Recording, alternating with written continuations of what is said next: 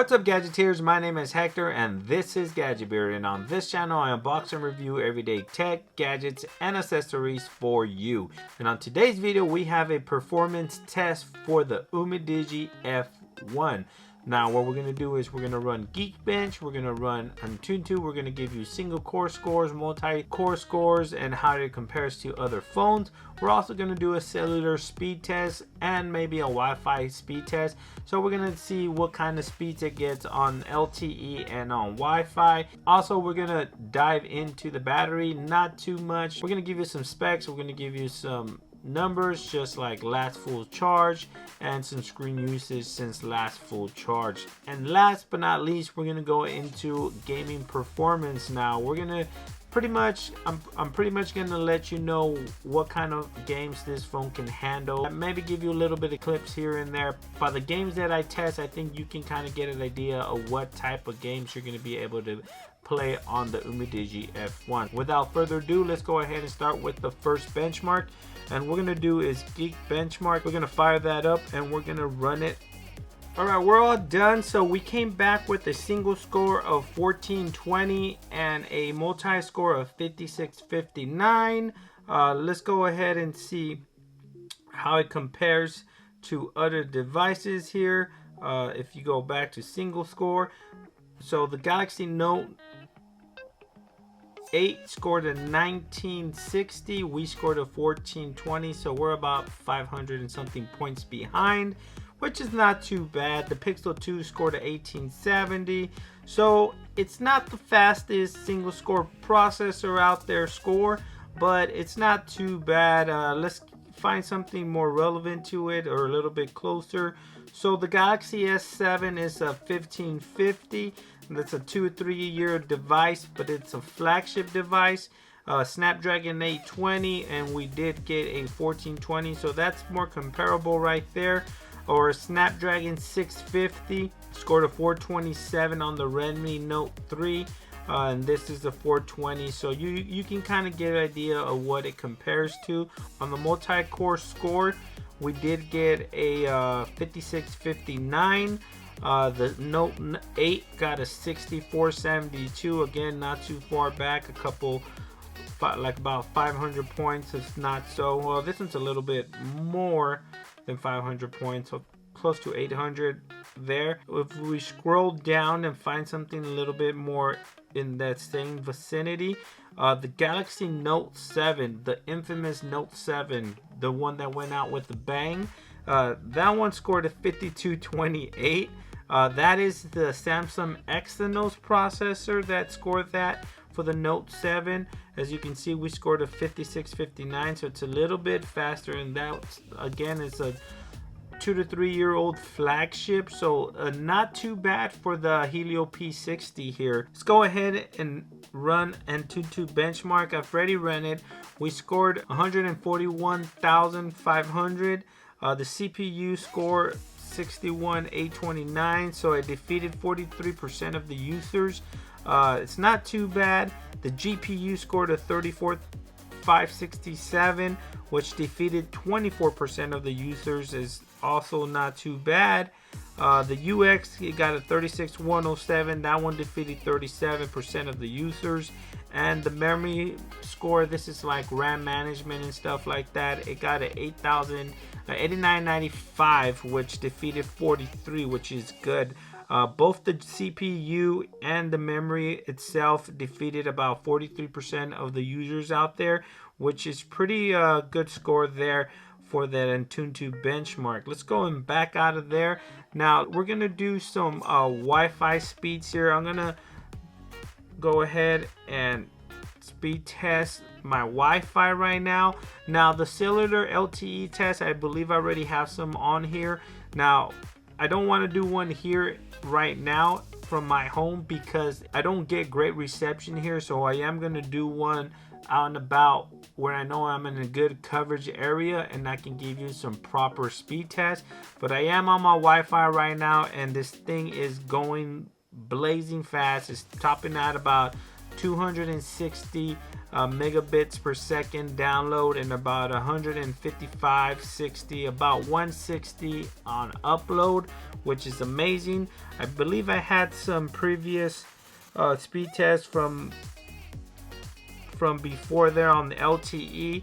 So on a good area, I did get, this one was tested back on February. I am getting 21 down, 9 up, which is great. I am getting 9 and 4. I think this was in areas that are not too good of a coverage, but the 21 and 9 down is basically what I do normally get around a good coverage area, and this is on T-Mobile speeds. If you're on AT&T, Cricket, or other bands, your usage is gonna vary, so it just depends on your network and where you're at. But the device is capable of pulling some decent speeds on LTE and Wi-Fi, which is good.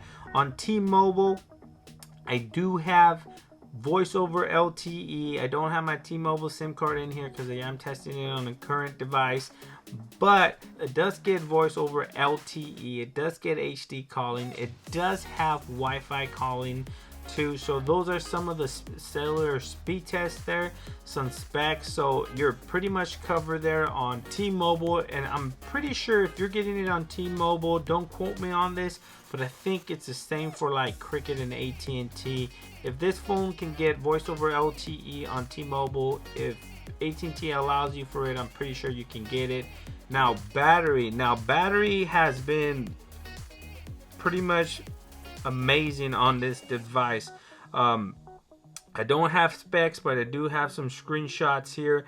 Let me go into some screenshots, and I did Instagram this. So I had about 34% battery left, and it last full charge was 29 hours ago. I was on screen usage about 4 hours and 22 minutes, which is goddamn crazy. The battery life on this does have a 5,150 milliamp hour battery. I don't think you have to worry about battery life or battery life performance on this phone, because you're gonna get a bunch of screen on time. If you're not watching it, it's gonna last you forever. Like I said, it's on 29 hours. Last charged 29 hours ago, and I had 34% battery left. This is pretty much the norm. Doesn't fluctuate that much. So if you're a heavy user, it might go a little bit down, but you are going to get a bunch of screen on time there. Now let's go ahead and back out and let's play some games. We're going to start off with Brawl Stars.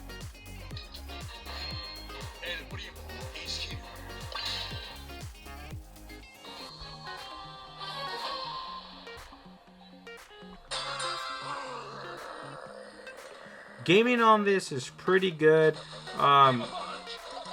It runs these games like this, like nobody's business. And I did get defeated, but that's okay because we're not going to play too much. I just wanted to give you guys a quick test on how it games. The Brawl Stars is going to play good. Let's go ahead and get out of there. We have PUBG on here. It runs PUBG. I'm going to give you guys the settings on what it runs PUBG on. So you can play Brawl Stars, you can play PUBG. Roblox, I think you can play Roblox on the device, but you can't not play Fortnite. It's not going to be able to play Fortnite, and it's not because the phone can't handle it. I think it's because Epic Games doesn't support the Helio P60 for Fortnite. I think the P70, the Helio P70 is supported for Fortnite, but as far as PUBG and any other games like that, it is going to run it. It's probably not going to run it at its best. It's not going to run it at maximum graphics, but medium or low graphics will probably do. It is updating there. Let's go ahead and run it again. So there we have it. Let's go to the settings real quick and see what kind of settings we can run for graphics. I currently have it on balance, but we are able to run it in HD. We cannot run it on HDR. So the frame rate, it can run in a high, but it's going to start skipping and running a little bit choppy. So I like to run it on medium, and I like to keep the graphics on balance, but we can run it on HD if you want. I can show you. We're going to go in there I'm gonna back out of there. We're gonna run a game here real quick, and I'm just gonna give you a quick example to show you that the phone is capable of running PUBG at HD graphics, medium frame rate. Like I said, if you hit that high frame rate, it is gonna start getting a little choppy and stuff. As you can see, it looks good. The phone looks good. As you can see, it's kind of choppy because of the HD. Well, not really, it's because of me. Let's go see. As you can see, it runs good. It looks good. I'm not touching that.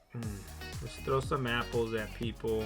So you are capable of playing PUBG on the Umidigi F1. It is gonna run good. Make sure you have DuraSpeed enabled for these gaming apps that you love to play.